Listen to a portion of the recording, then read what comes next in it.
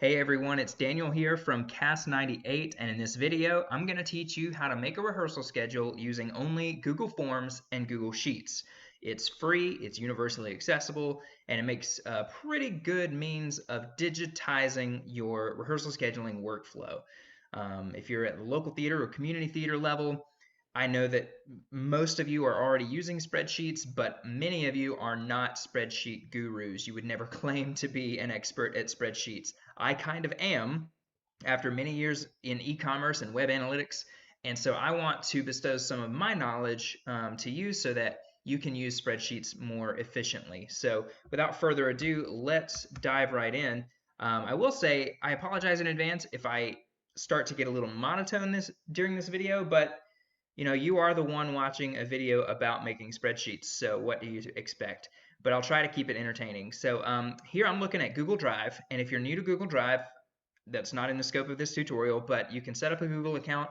If you have a Google account, it comes with Google Drive. You can just go to drive.google.com. Likely, if it's the first time you're using it, it'll be completely empty. You'll have nothing in there to see, and you can go to New and Google Forms. I'm not going to click on this just yet because I want to show you this this item that I have highlighted here. This is the finished product. This is kind of what we're going to be working towards. What we're doing is we're setting up a Google form, which as auditionees fill out, it's going to populate this spreadsheet, and it's not very pretty. Actually, I've hidden some stuff here already. It actually looks more like this. And so it's just not very pretty. And what I'm going to be showing you how to do is to transition that information to look a lot more appealing. Not because we want it to look nice, but just because we want it to be easier to see. So we're going to hopefully make it a lot easier to make a schedule. And I'm going to show you how to do that using some magic. But first, I said we're going to start from scratch. So we're going to start at the very beginning. We're going to go to New, and we're going to go down to Google Forms. This is a shared folder for me, so I have to acknowledge that I am creating a shared thing. Now, I'm going to take you through a few different types of inputs that Google Forms has to offer that you might prefer to use.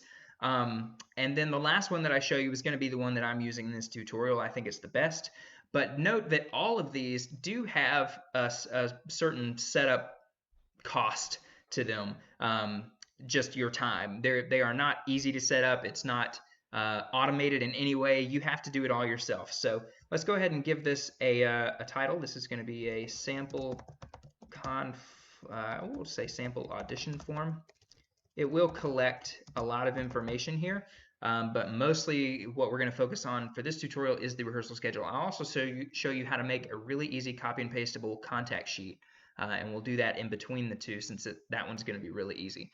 So okay, what would you ask on a sample audition form? Most of the time you're going to get contact information, you're going to get a history of a performer's past performance experience, dance experience, acting experience, all those common questions, emergency contact info, all those common things. I'm not going to go into most of that, just a couple of the high points, and I'll let you fill out your audition form however you want. So first, obviously, we need their name, and this is going to be a short answer. You see Google Forms is smart enough to recognize if I'm asking for a name, it's probably a short answer, so they went ahead and updated that for me. And from here, I'm going to go ahead and duplicate that, and I'm going to say email. And let's see if they have an email setting. They do not, so we're going to keep a short answer here for the email, and I'm going to add a phone number input as well. Now this is all I'm going to enter for contact info because I want to do that contact sheet for you. When you get into past experience and things like that, you can offer to let them freeform with a paragraph text. That's probably the best way to go about that. But I'm not gonna cover that in this video. So that is our first set of questions. I'm now going to add the bulk of what we came here to do, which is the conflict calendar questions, or we're asking the auditionee to provide their conflicts. You can do this a few different ways. If you're going for just boilerplate, super basic, you want the easiest, lowest setup cost, you can offer a paragraph and you can say, what are your conflicts between date A, we're just going to say October 1st, and December 25th. We're going to pretend that that's our performance window, our rehearsal window. So what are your conflicts between those two dates? And you can let the auditionee fill that in on their own. This is not a very efficient way to do it. It is efficient on the front end for the setup, but when you start scheduling things, you're going to be looking at a paragraph for every single auditionee, which might be fine if you have 10 or 15, but if you have 40, 50, 60 auditionees, or even cast members in your group, more than likely being able to at a glance pick out conflicts like this is going to save you time here, but it's not going to save you time when you try to translate this into a spreadsheet. So that's one example. Another example that Google Forms gives you access to is this checkbox grid, which is pretty neat. We could say enter your conflicts, or name that however you want. We could make this a recurring kind of weekly routine. So we could say week of October 1, and then the second row is going to be week October 8, week October 15th, week October 21, so on and so on. Every 7 days is what we would be going for here. And then the columns we want to set up would be Sunday, Monday, Tuesday, Wednesday, Thursday, Friday, Saturday. And you see I'm just ticking through this. I'm using tab to move my input through into these fields instead of clicking on them each time. So that's just a little bit of shorthand that I'm doing. But I wanted to say that because you didn't see that happening. You didn't see me making that keystroke. So what we've made here is a table, essentially 4 rows covering just October and 7 columns covering all 7 weekdays. And so what that's going to provide, and I'm going to show this to you once we get this form created, what that's going to do is enable them to just put a check mark where they have conflicts, and then kind of as a supplement to that checkbox, oh, there's the checkbox right there. They give you a preview of it. So they can check what days they have conflicts, and then you can have a secondary question here that says, please summarize any partial day conflicts or something like that, so that they can, if they just check a box, you know that they have a conflict, but maybe they don't have a conflict all day. They just have a conflict from, during a school day or during work, or maybe they're going to the dentist from 10 till 11 on a Saturday, and so they can tell you those kinds of things in this paragraph text. So you kind of pair those two together, and you see that we did this pretty quick as well. This checkbox grid was set up pretty quickly. Obviously, I only put 4 weeks in there, and we have about 12 weeks in our test period here. But again, this would work. Another way that we could do this with Google Form is to have not a multiple choice grid, not a linear grid. What is the one? Actually, yeah, a bunch of multiple choices. This is the third thing I wanted to show you. So what we're going to do now is set up a series of multiple choice questions, and they're going to be the same in every single one of them. Actually, I want to add, not a question, but I want to add some text. Yeah, here we go. So let me delete this. I didn't use that. So what I've added now with this this text icon here, add a title and description. This is kind of a title for this new section. And you would want to do this for your multiple choices, because all the multiple choices are going to do, or let me just show you. We're going to say October. We're going to go day by day. We're going to say October 1st. And what day of the week is October 1st? That's a Thursday. So we're going to say Thursday, October 1st. And then we'll say all day, or we're going to add an other option. So for October 1st, they will be able to mark if they have an all-day conflict, or if it's a partial day conflict, they can mark other and tell us what that is. But we need to explain that to them, and we don't really have the space to do it here in this question, or we don't want to do that here in this question, because as you see now that I'm duplicating them, we are going to be using a lot of these fields. And of course, this is not Thursday. This is Friday, October 2nd, Saturday, October 3rd, and Sunday, October 4th. Okay, so if we come back up here to this title that I added, we can say conflicts between October 1 and December 25th. Okay, and then down here we can explain what we want them to do on the questions that follow. For each date below, please select if you have an all-day conflict, or if you have a partial day conflict. Use the other box to describe your availability, something like that. You can find your own wording, but that's going to be a pretty good job of helping folks get in on this and understand what you want them to do. So this is Monday, October 5th. This is Tuesday, October 6th. This is Wednesday, October 7th, and so on and so on. I will only do a couple more of these. And you see, I'm using the duplicate button so that I don't have to re-enter the multiple choice answers every single time that we do this. And I'll do one more to get us in double digits here, Saturday, October 10th. So you can see that this is a bit more time consuming on the front end, but this is actually how I'm going to do the entire product, and I'm going to show you why that I think this is the best way. A little bit of extra time here at the beginning is going to save you a heap of time later on. So yeah, without further ado, let me just go ahead and preview this. I'm going to use the preview button up here to preview what we've created. So we have our sample audition form, our name. My name is Daniel Fowler. My email address is backstage@cast98.com, and my phone number is 123-1234. All right, so here's our questions. What are your conflicts? This is the paragraph answer that we allowed them to enter, where I could just freeform type my conflict. So I might say, I have a regular work day, Monday through Friday until 5:30 p.m. I can be at rehearsals by 6 p.m. And then I have, let's say I'm going to take Halloween. I am going trick or treating with my kids on Halloween, so I'm not available. And then also Thanksgiving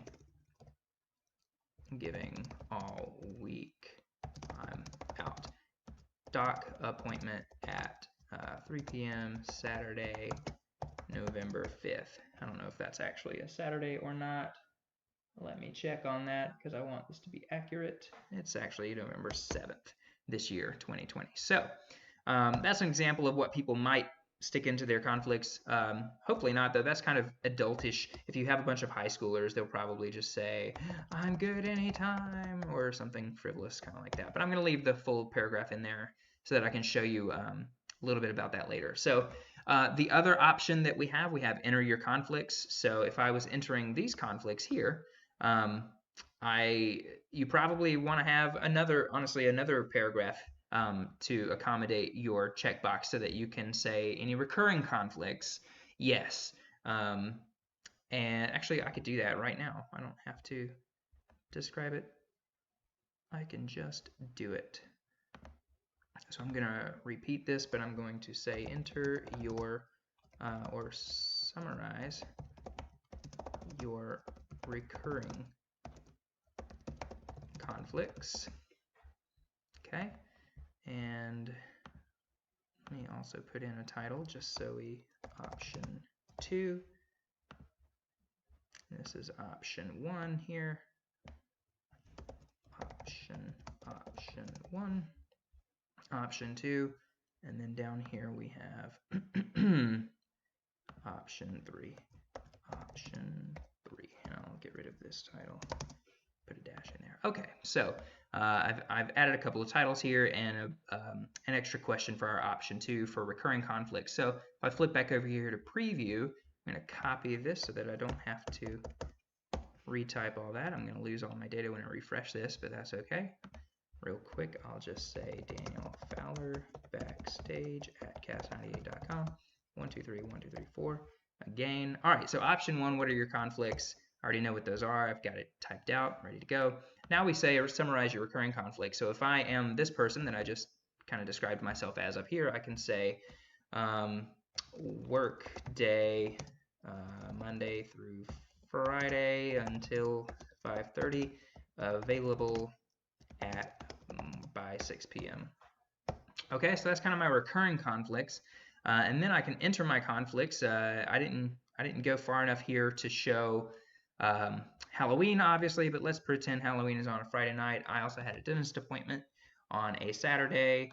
We'll mark a couple of Saturdays, and all of Thanksgiving I said I was going to be out, so we'll just mark all of this third week as a conflict, and then summarize any partial day conflicts that I have up here. So I can say dentist appointment Saturday, November 7th at 3 p.m.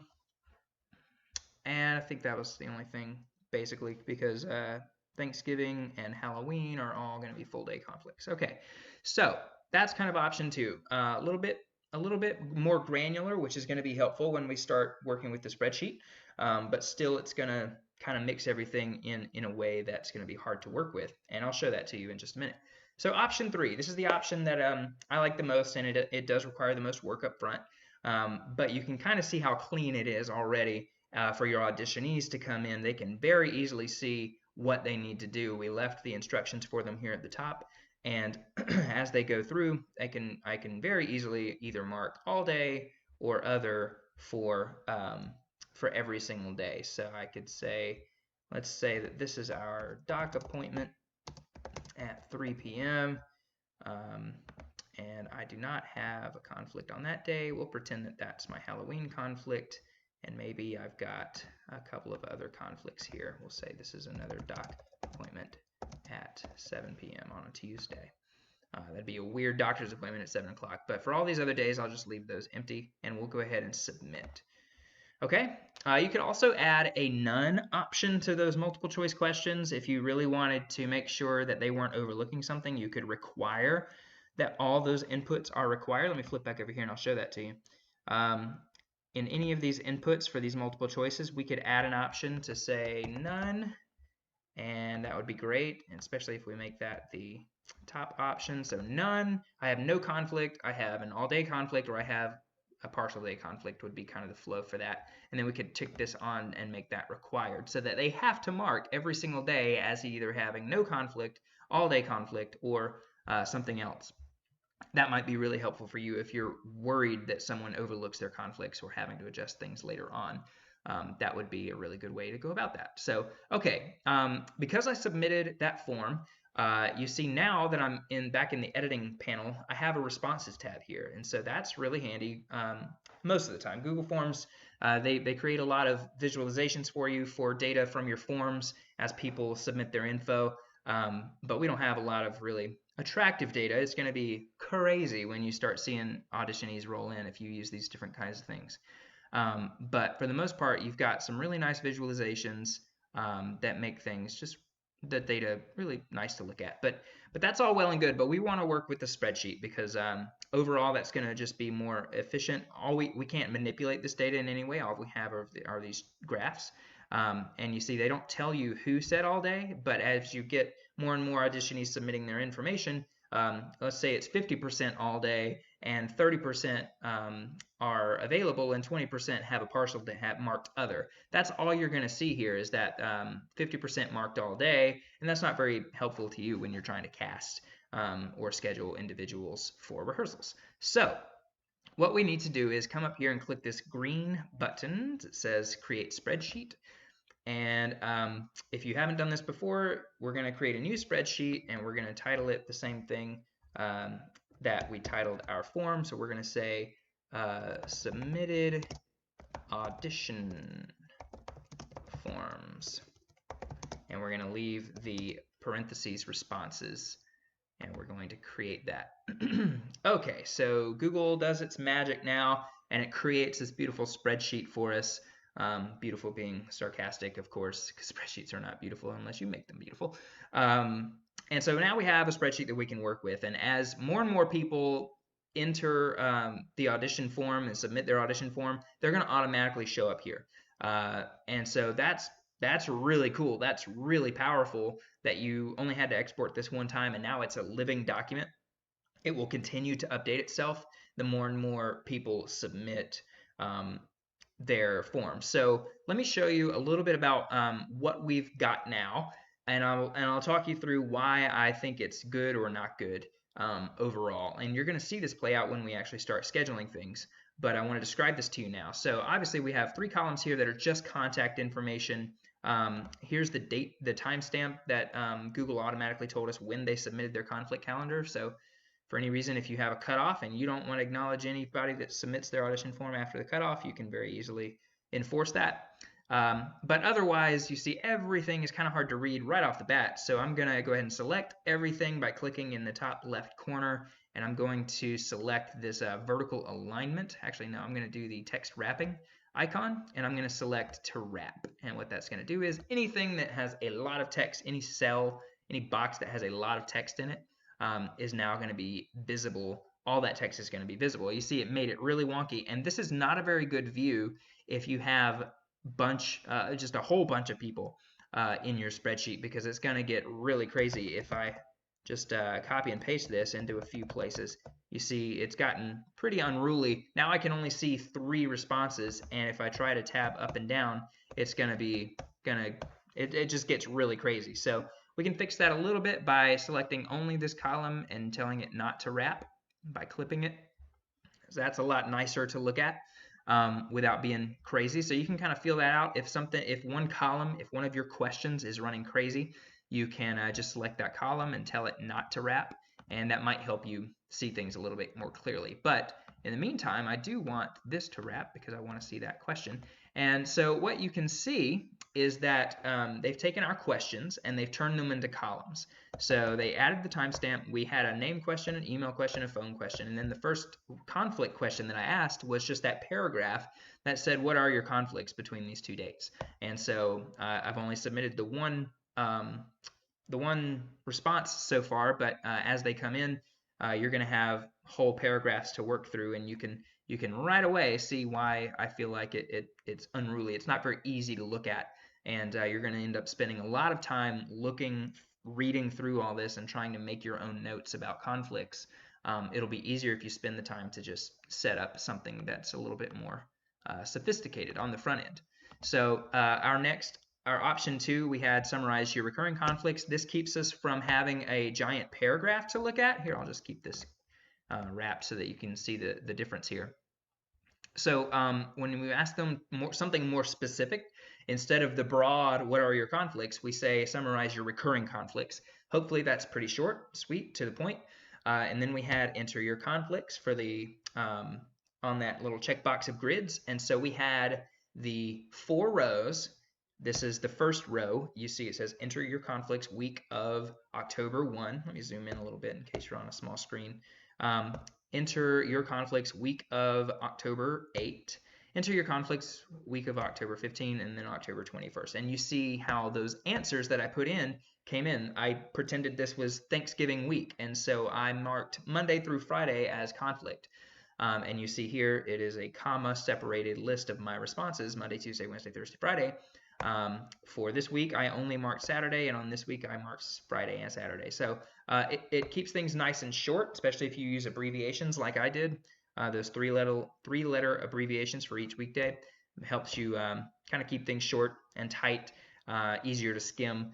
So, and then we had the summarize your partial day conflicts at the bottom. So taking this information from Daniel, myself submitted this audition form. Taking what I put in here, you see that and you say, wow, he's got a lot of conflicts.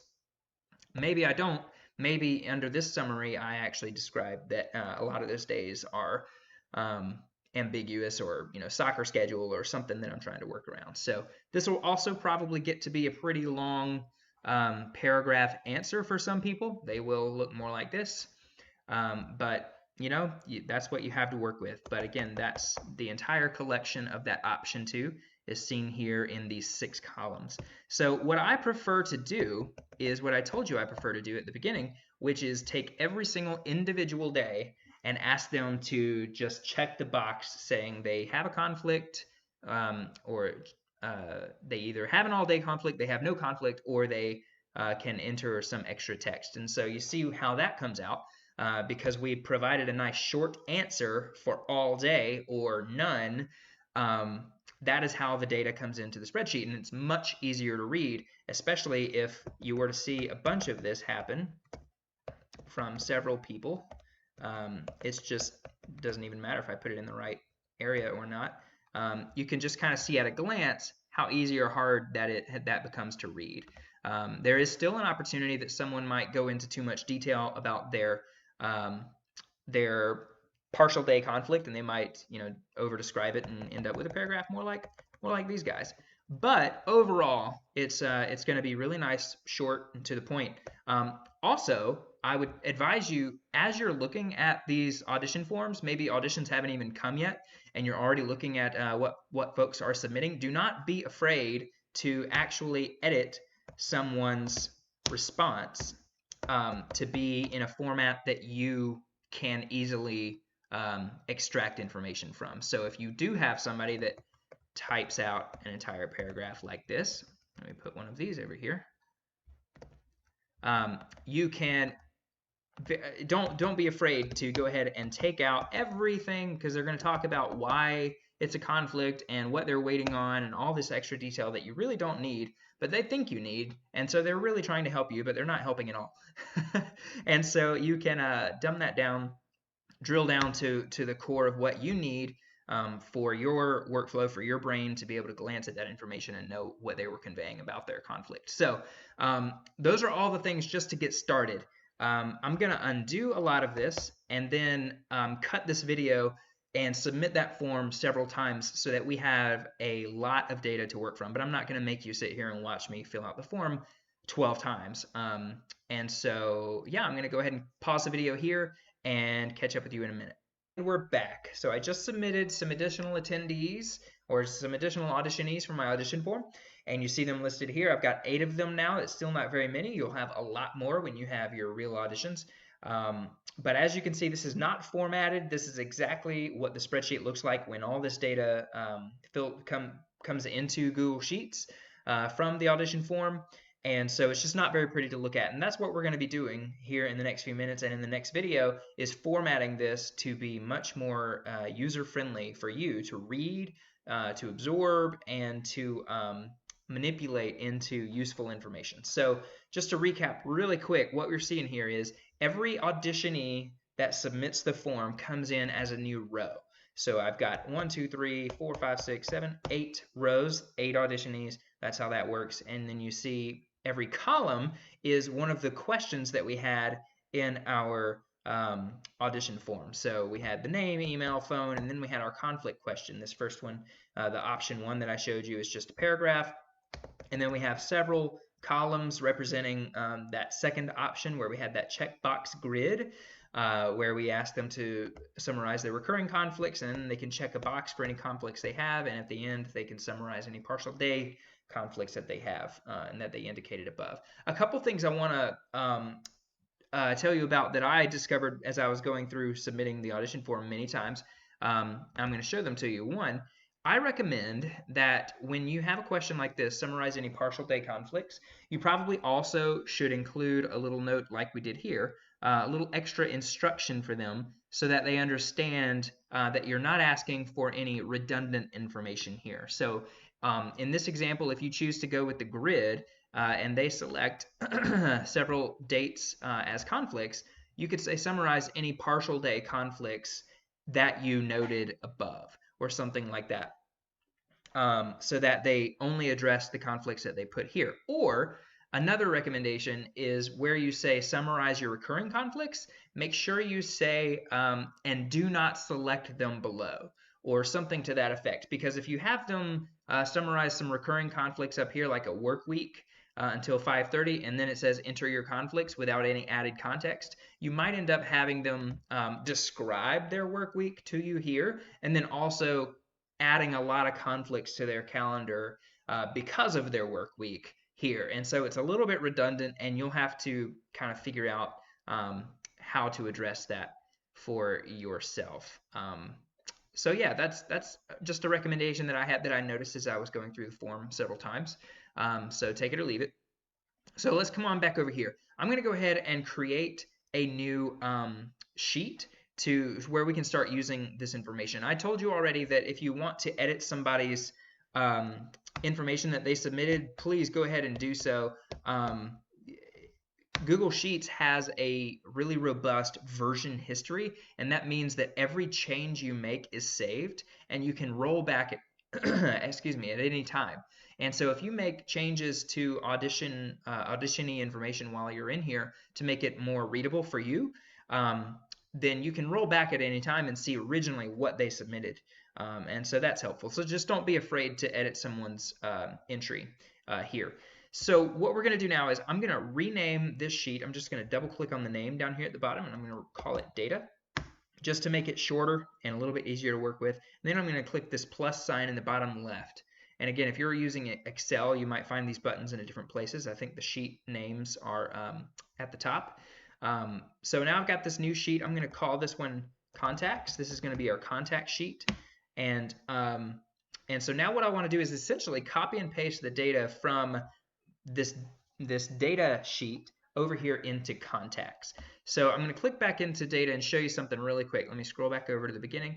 These are the 3 columns that I want in my contact sheet. I want to list everybody's name and email address, and probably the phone number if they're stage manager, director, etc.